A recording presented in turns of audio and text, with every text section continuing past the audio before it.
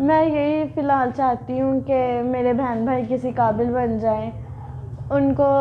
اچھی نوکریاں مل جائیں، کسی قابل بن جائیں، اچھا خاصا پڑھ لکھ جائیں۔ میرا کیا ہے، شادی ہونی وہ تو ہو ہی جائے گی، مجھے اپنی نہیں، مجھے اس وقت اپنے بہن بھائیوں کی اور اپنی اماں کی ہے، اور جو ہمارے سر پہ قرض ہے وہ ہے۔ میرا کیا ہے، میرا اللہ وارث ہے، اللہ پاک میرے دونوں بہن بھائیوں کو اور میری اماں کو صحت تندرستی شفا کلی فرمائے، آمین۔ میں ایک ایسی لڑکی تھی جو کوئی بھی چیز مانگتا تھا نا کہ مجھے کاپی کا نا ایک پیج دے دو، تو میں کہتی تھی یہ لو، یہ ساری لے لو کاپی۔ میں ہفتے میں 4-4 5-5 مرتبہ کاپیوں کے سیٹ لیتی رہتی تھی۔ تو ابا کے جانے کے بعد جب میں نے خود سے پڑھنا اسٹارٹ کیا، میں نے ان چیزوں کو پڑھ کے اسٹارٹ کیا جن سے میں کاپی کا ایک پیج مانگتی تھی نا، وہ آگے سے کہتے تھے تو کاپیاں کی کاپیاں بانٹنے والی ہے، تو کاپی کا پیج کیوں مانگ رہی ہے۔ بڑی دل میں باتیں آتی تھی کہ یار دیکھو، جو میں تھی میں وہ ہوں ہی نہیں، لیکن اب نہیں آتی، اب ہے کہ میں نے کرنا ہے، کچھ تو کرنا ہے، اب آس نہیں ہے کسی کی۔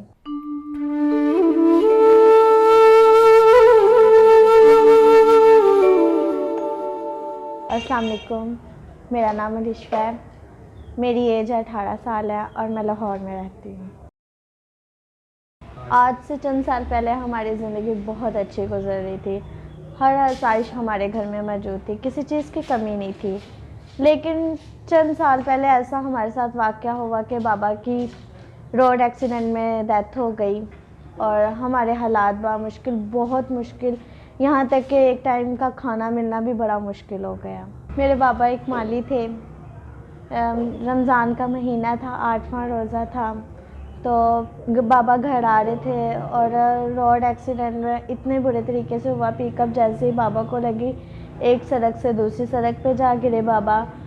خون سے لت پت ہو گئے۔ جہاں جیسے ہی نا لوگوں کا ادھر جھنڈ جمع شروع ہو گیا، لوگوں نے دیکھا کہ یہ تو بندہ اب بچ نہیں سکتا، یہ ہے وہ ہے، لوگوں نے کافی باتیں کی، تو ابو کو ہاسپٹل پہنچا دیا لوگوں نے۔ پھر ہمیں گھر میں فون آیا، اطلاع ملی کہ فلاں بن فلاں نام کا شخص ہے جو روڈ ایکسیڈنٹ میں، اس کا نا ایکسیڈنٹ بڑے برے طریقے سے ہوا، وہ فلاں ہاسپٹل میں ہے۔ تو ماما کو جیسے ہی پتہ چلا نا کہ ابو کے نا ایکسیڈنٹ ہو گیا، تو ابو ہاسپٹل میں ہیں، ماما بنا چپل کے نا ایسے بھاگ گئی ہیں، ہاسپٹل میں گئی ہیں، ادھر پتہ چلا کہ کوما میں ہیں بابا۔ ایک ویک کے بعد بابا کو ہوش آئے، مطلب کہ ایک ویک تک بابا کوما میں ہی تھے۔ جب ہوش آیا تو دماغ پہ چوٹ لگنے کی وجہ سے بھول جاتے تھے کہ یہ عورت کون ہے، یہاں تک کہ ان کی جو وائف تھی نا، ان کو ہی کبھی کبھار بھول جاتے، اپنے بچوں کو بھی بھول جاتے تھے۔ بابا کے علاج کے لیے ماما نے قرضہ اٹھایا، ماما کے پاس جو بھی زیور وغیرہ تھے وہ بیچ دیے، پوری جمع پونجی جو ماما کے پاس تھی وہ بابا کے علاج کی کوشش کے لیے بابا پہ خرچ کی۔ لیکن جو بھی ہوا، خدا کی کرنی ایسی ہوئی کہ بابا بچ نہ سکے، عید کے تیسرے دن بابا کی ڈیتھ ہو گئی۔ پوری دنیا خوشی کے آغوش میں تھی، لیکن ہم پہ تو ایسے جیسے کسی نے آسمان سے پٹکا زمین پہ۔ ہمارے حالات بہت بری سچویشن ہماری بن گئی نا کہ بابا کی ڈیتھ ہو گئی، اب گھر کا نظام کیسے چلے گا، امی کیسے سب کچھ افورڈ کر پائیں گے، ایسا لگتا تھا جیسے نا ہمارے سر سے کسی نے چھت چھین لی ہے۔ بابا کے جانے کے بعد ماما نے پوری ذمہ داری ماما پہ تھی، تو ماما نے ذمہ داریاں اٹھائی، ہمیں پالنے پوسنے کے لیے گھروں میں کام کرنا شروع کر دیا، اور گھروں میں کام کیا، اسکول جانا ہمارا بند ہو گیا کیونکہ اسکول کی فیسز بہت زیادہ ہو گئی تھی۔ تو تب لوگوں نے نا بڑی باتیں کی ہیں، لوگوں نے بڑی باتیں کی کہ اب بچوں کو پڑھاؤ نا، ان کو یہ نہ کرو وہ نہ کرو،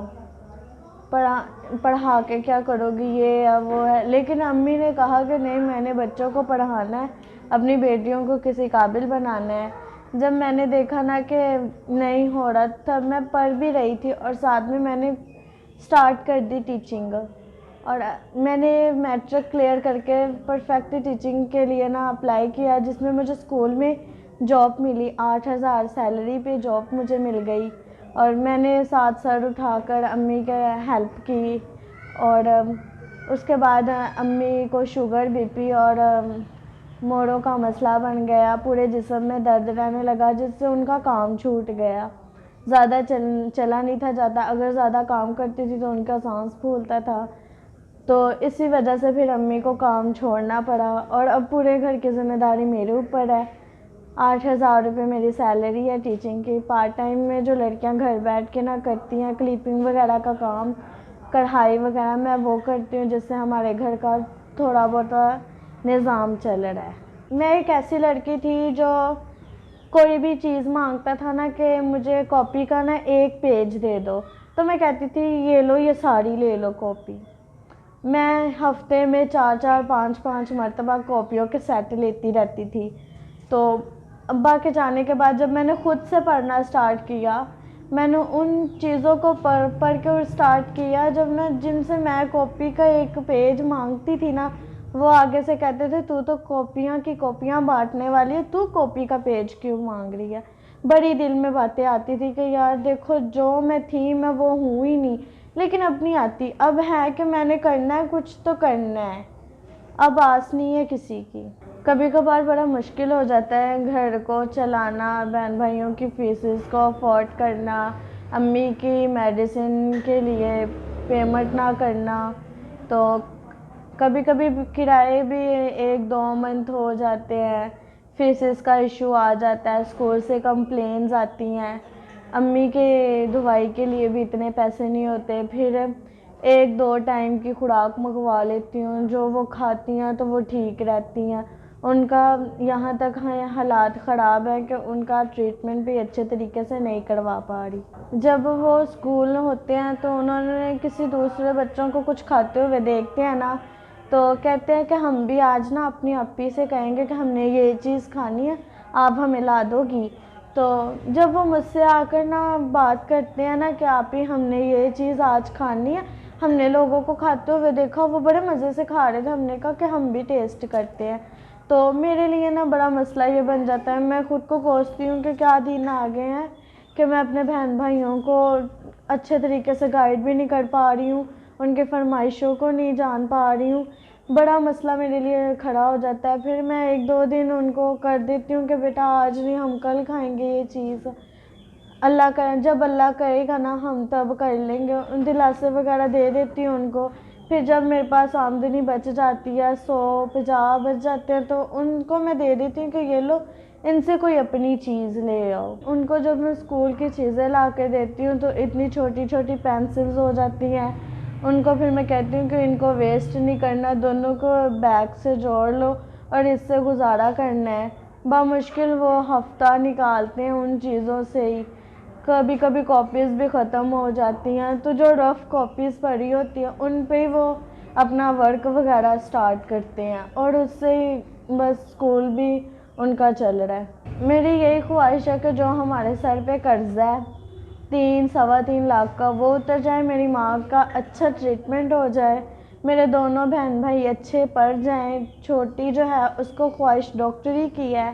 وہ ایک لیڈی ڈاکٹر بن جائے، جو بھائی ہے وہ چاہتا ہے کہ میں وکیل بن جاؤں تو وہ وکیل بن جائے، بس میری یہی خواہش ہے۔